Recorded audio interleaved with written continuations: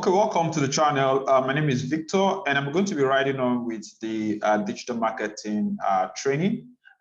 This is going to give you a heads up before we start the practical sections. So we are going to be running through what digital marketing is, how to run digital marketing. We've looked at the AIDA model. We've also looked at the difference between traditional marketing and online marketing. So in this third series, we're going to be looking at the 7 C's of marketing. So it's going to be about a 20-piece series. Once we're done with that, we will now have about 50 hands-on skill sets that will help you actually adapt all of the things you're learning. Because the beauty about learning and understanding the reasons how, why, when, you should implement whatever you're learning. It's that when it comes to you giving results, right? Having the right amount of traffic, converting the right amount of clients, making profit, then it makes it a lot easier. So the approach is always to lay very good foundation so that when all of those hands-on and skills and tool use is being implemented and done, you know the reason why this is done. And this is going to be like a good reference material for those that doesn't have, you don't have so much knowledge about how the internet works, how conversion is possible, and the rest. So if you're new to the channel, don't forget to subscribe. If you're old, don't forget to comment in the section what you're learning. If you have questions, I welcome you to ask your questions and I will attend to them. So in this third series, we're going to be looking at the 7 C's of digital marketing. The 7 C's of digital marketing. So we're going to be looking at how does digital marketing work? How does all of this come into play? So we're going to be looking at content. We're looking at conversation, what a kind of conversation that happen between the customer and the seller. We're going to be looking at how digital marketing provides convenience, how it's possible you could do customization, how 2, 3, 4 persons can collaborate to actually run a campaign. We're going to be looking at context, because how you do marketing, for instance, for a consulting firm will be slightly different from how you're going to do marketing for a product-based business, or how you're going to do marketing for like a JV or a government agency or an NGO or a non-profit organization. So there's a lot of context to how you adapt most of the things you're going to be learning. Then in convergence, we're going to be looking at how is everything playing together to help us achieve a particular goal. The content. So you want to be very good at storytelling, because marketing is about communicating the value of a product and service for the sole purpose of creating a relationship that will not translate into sales. The conversation. So you want to actually communicate.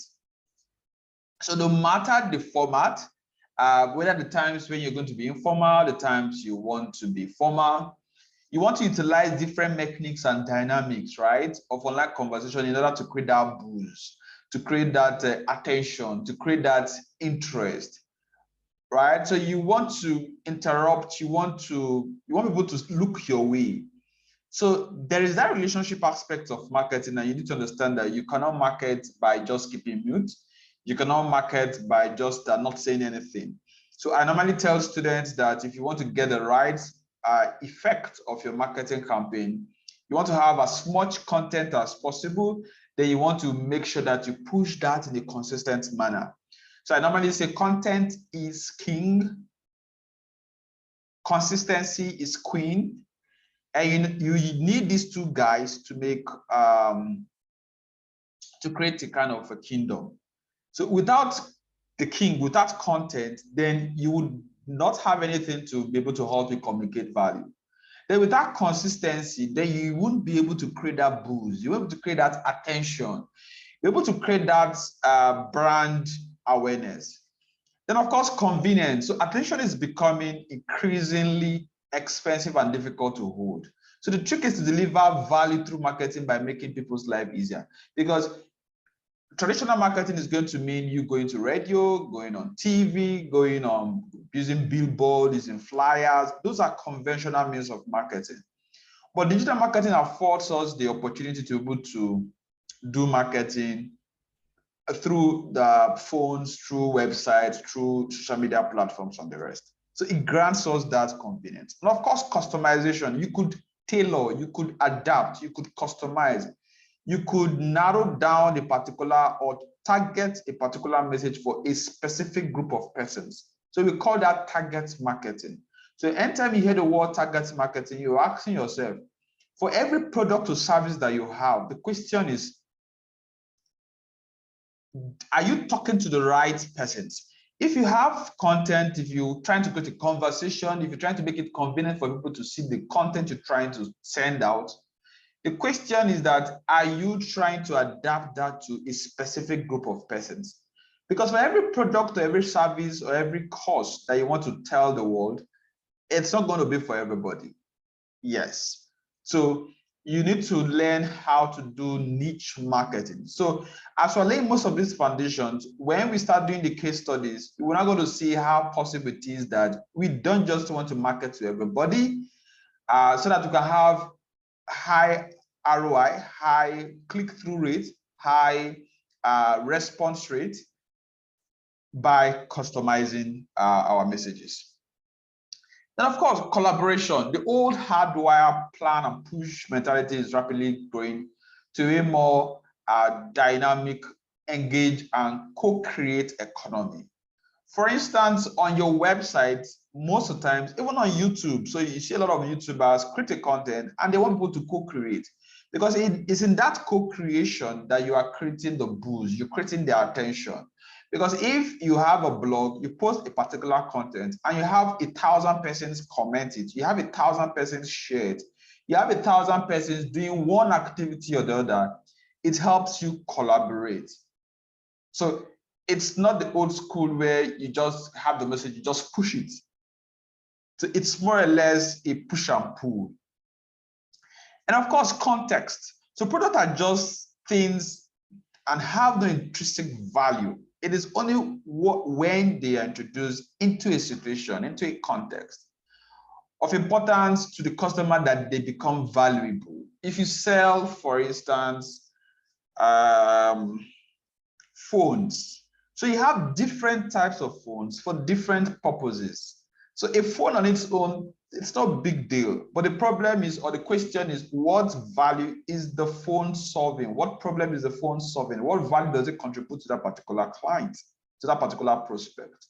So until you contextualize whatever product or service that you're selling to your prospects, then you might not have enough persons having interest. So if you're selling a phone, for instance, you want to list out the benefits, the value added that this phone can have.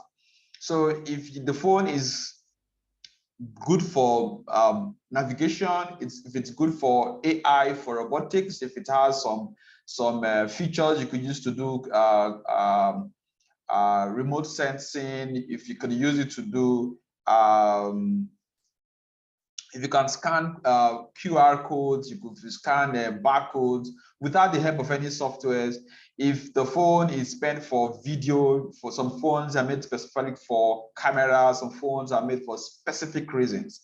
Even there are phones, for instance, and laptops that are made in a rugged kind of sense. So the context for such kind of phones or for such kind of laptops is that you want to use them in maybe underwater, in remote condition, in harsh weather condition, in the desert and the rest. So you see, you're trying to contextualize whatever you're selling. Convergence. So when users complete an action online that you define as adding value to your business. So most of the times you see everything all play together. You have conversions between having a user see your Twitter post, you bring the guy on your website, you make him subscribe to an email, then you send him something to read later on, or you send him back to your blog or your Facebook or a document on SlideShare for the person to check on. Conversion. So as we go on to do, for instance, pay-per-click, we're going to be doing some ads. We're going to learn how do you optimize such kind of ads. But before doing that, we want to understand the concept behind conversion. So the idea is that as you try to run your ads, the goal is not to place an ad. The goal is to convert prospects into buyers. So conversion varies, so depending on the objective of the campaign. In the first series, we talked about different objectives that might warrant somebody coming online to do marketing.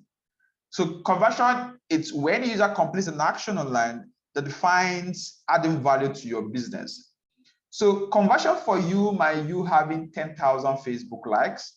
Conversion for somebody else might be the person having 5,000 persons fill a form showing interest. Conversion for somebody might be me making $1,000. Conversion for somebody else might be having 50,000 traffic to my website. Conversion might mean different things to different people. So it all depends on what the objectives are or what the short-term and the long-term goals are. That's why when you do marketing, strategy is key. Strategy is very important. So strategy is you having the overall plan, immediate, long-term plan, and see what digital marketing components you could put together to be able to achieve that particular goal, right? So what is designing for conversion? So clear, you have to be clear. Your strategy has to be clear. What we want people to either buy, to either read, or either share, or either like, or either download, or sign on. So we call these things CTA, call to action. We call them call to action, right? So you have over 50, 100, 200, hundreds of different calls to action. It can be to buy, it can be to share, it can be to download, it can be to sign up, it can be to fill up a form or newsletter, it can be to comment, it can be to subscribe, it can be so many things, right? So you want to make it easier for the customer. You want them to have a very nice customer experience.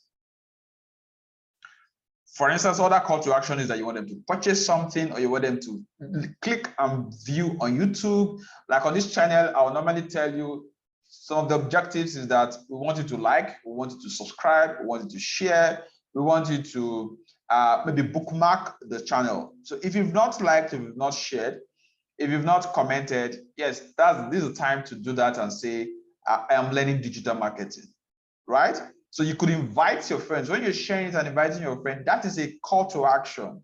So as I'm saying what I'm saying, I'm calling you to take an action. And those actions can be the objectives of a particular brand. Of course, page views, right? Become an authority, add value to the users, focus on the journey to conversion. So make it a little bit easy. So there are about 9 steps to develop your own digital marketing strategy. I love strategy a lot because I understand that it's not the posting, it's not the liking, it's not the sharing, it's not, those are just the small picture.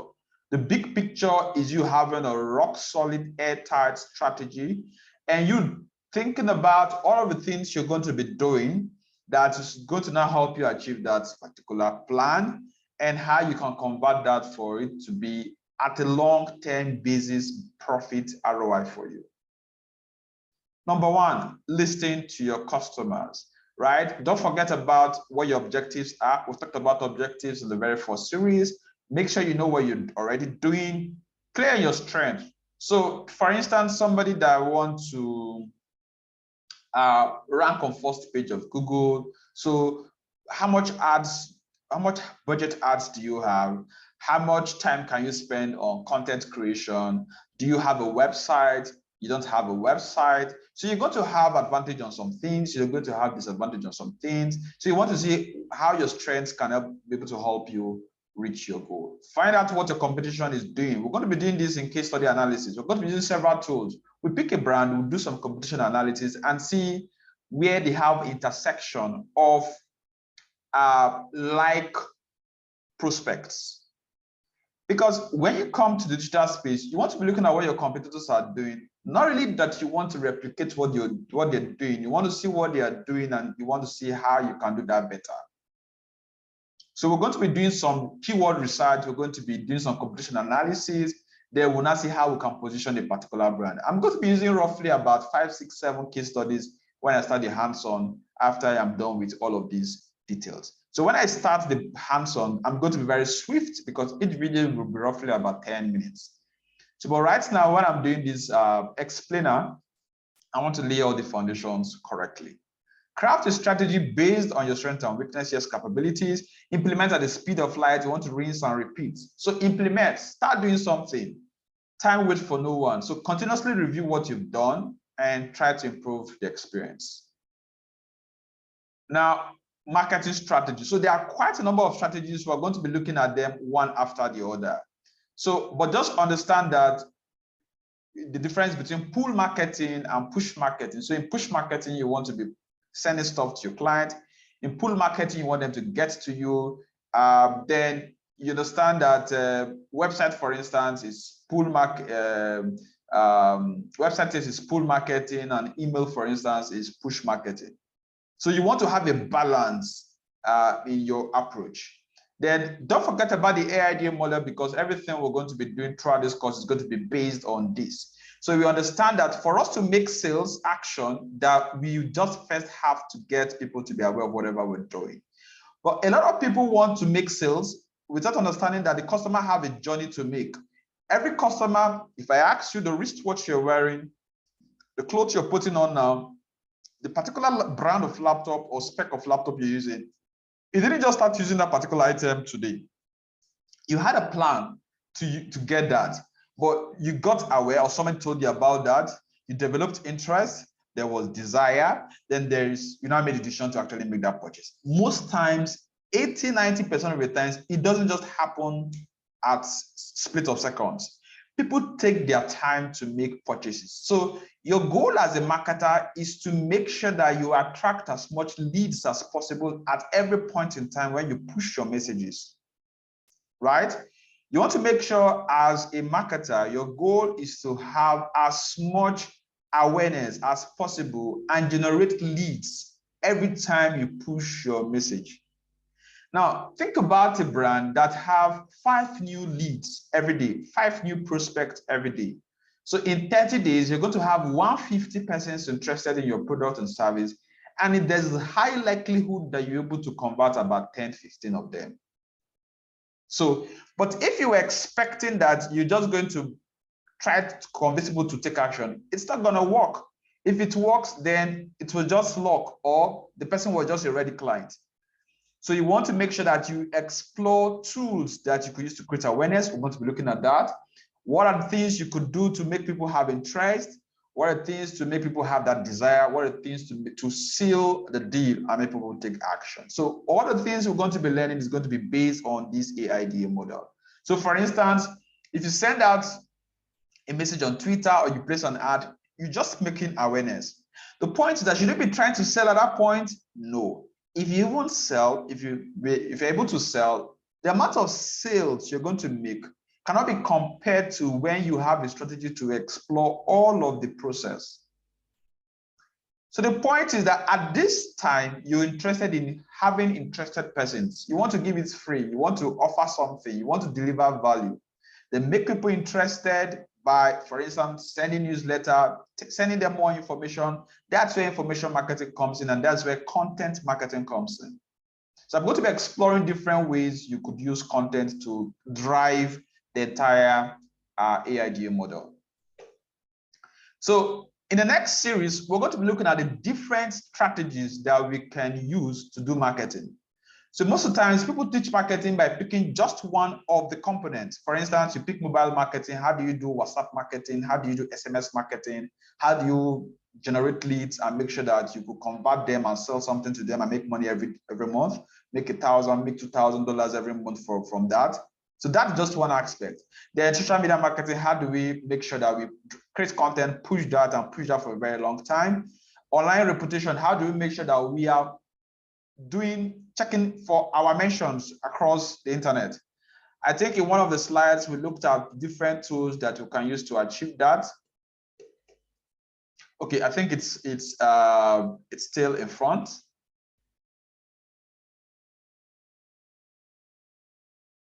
Okay, I think we still have it right in front. So we've not gotten to that aspect. So You have a social reputation. We're going to be exploring that. So many tools you can use to do that. E-commerce, you want to be asking yourself, what products can you sell? Or can you productize your services? If you offer consulting, exploring product service productization is very key, because you want to be able to quantify your time, you want to be able to quantify your service and put a price value for it so that you have more value for your time. Then affiliate marketing, want to see how you either reward persons for the service you're offering, or do drop shipping, or take people's product and services and list on your site and make cash from it. We're going to be exploring analytics and all of this, right? So in the next series of video, we're going to pick each of these components one after the other. Thank you very much. Don't forget to like, share this video, and see you in the next series.